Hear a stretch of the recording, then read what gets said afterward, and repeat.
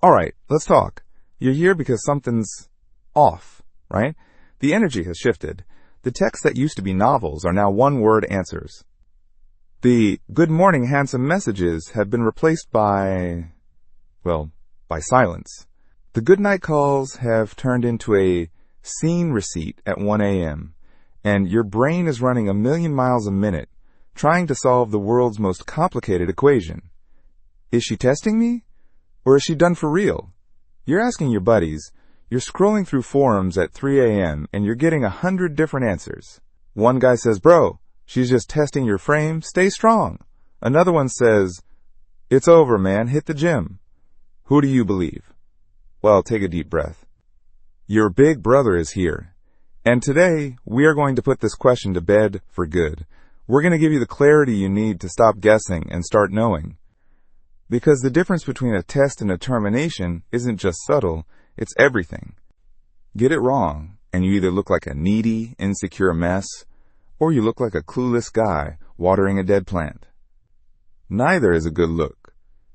So let's get into it. First, you need to fundamentally understand what a test actually is, because it's not what you probably think.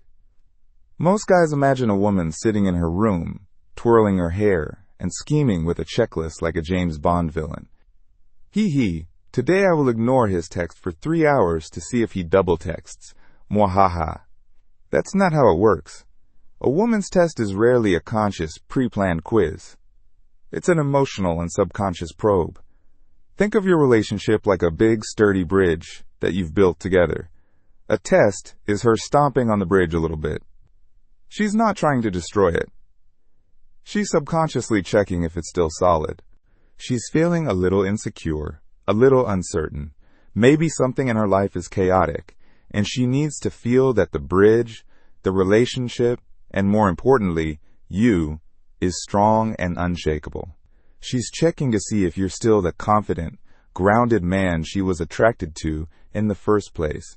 So how does this stomp look in the real world? It's subtle. It's a sudden mood swing. It's a slightly provocative comment to see how you'll react. It's canceling a date last minute with a flimsy excuse. It's her saying, I'm fine, when she's clearly not. The key indicator of a test is this. There is still emotional energy. There's heat. It might be negative heat, like frustration or annoyance, but it's still energy. She's looking for a reaction. She's engaging with you, even if it's through conflict. She's poking the bear to make sure it's still a bear and not a teddy bear that's going to fall apart and start crying. She's still invested enough to stomp on the bridge. She still cares about whether the bridge holds up. Now let's talk about the other side of the coin. Being done for real. If a test is her stomping on the bridge, being done for real is her quietly packing a bag, walking to the end of the bridge, and calling an Uber without ever looking back. The single biggest sign that she is truly, completely done is not anger, it's not arguments, it's not drama. It is apathy, indifference. Think about it. The opposite of love is not hate, it's indifference. Hate requires passion and energy. Apathy is a black hole where that energy used to be. When she's done, the stomping stops. She doesn't care enough to test the bridge anymore because she's not planning on using it.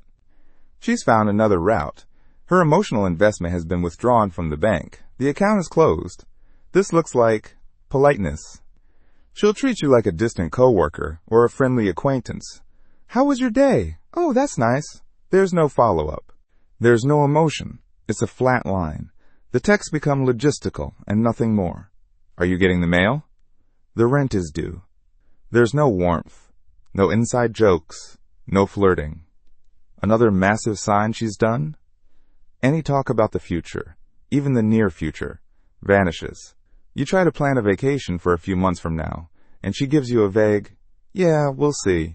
She doesn't want to commit to next Saturday, let alone next summer, because in her mind, you're not in the picture. And physically, the casual touch is gone. Not just intimacy, but the small things. The hand on your back as she passes you in the kitchen. The way she'd fix your collar. The leaning on your shoulder while watching a movie. When that disappears and is replaced by a noticeable, almost clinical distance, That's a 5-alarm fire. She's no longer comfortable in your space because emotionally she's already left it. So let's recap the core difference. A test has emotional heat. It's a probe for a reaction. Being done has an Arctic chill. It's the absence of reaction. A test is a storm. Being done is the silent, cold void of space. Okay, so now you can diagnose the situation. But the multi-million-dollar question is, what do you do about it? How you respond is what separates the men from the boys. Let's say you've determined it's a test. She's being moody, she's poking you, she's creating a little drama. Your mission, should you choose to accept it, is to be the lighthouse in her storm. What does a lighthouse do? It doesn't panic, it doesn't run toward the storm, it doesn't get angry at the waves. It just stands there, tall, unshakable, and shines its light. It is a beacon of stability.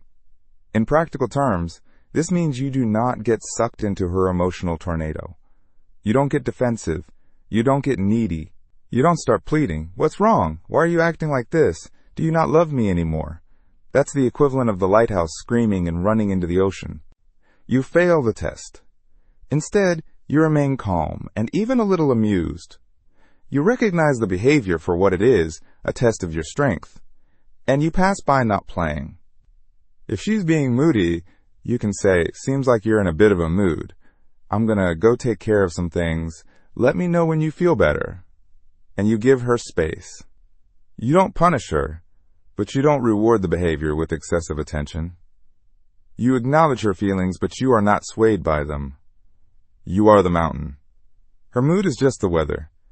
The weather changes. The mountain remains.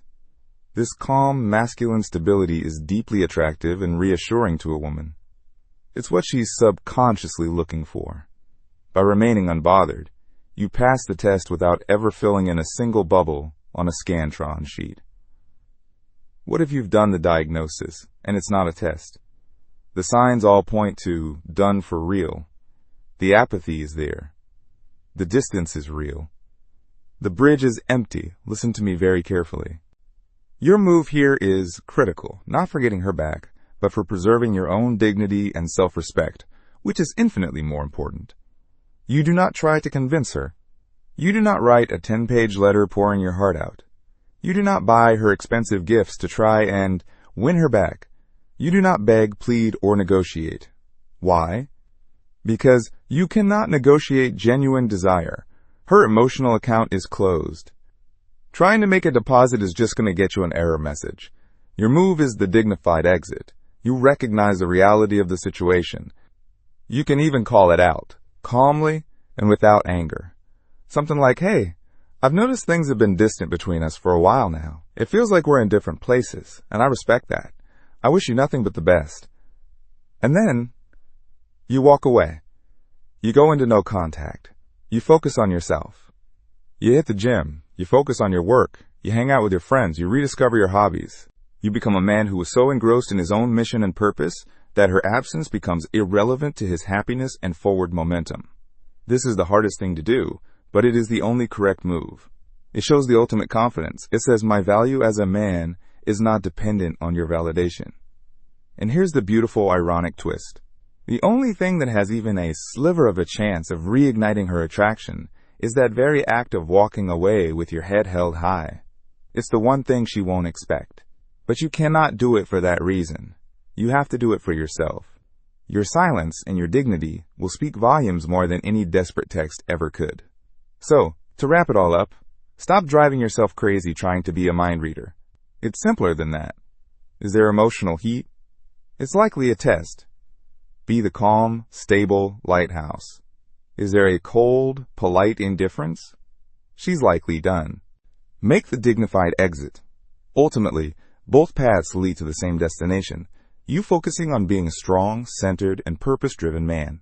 Because a man like that doesn't worry about tests, because he knows he'll pass them. And he doesn't fear the end of a relationship, because he knows his worth isn't tied to it. He is the prize, not be the prize. Thanks for tuning in. If this video gave you the clarity you needed, do your boy a favor and hit that like button, and make sure you subscribe so you don't miss what's next.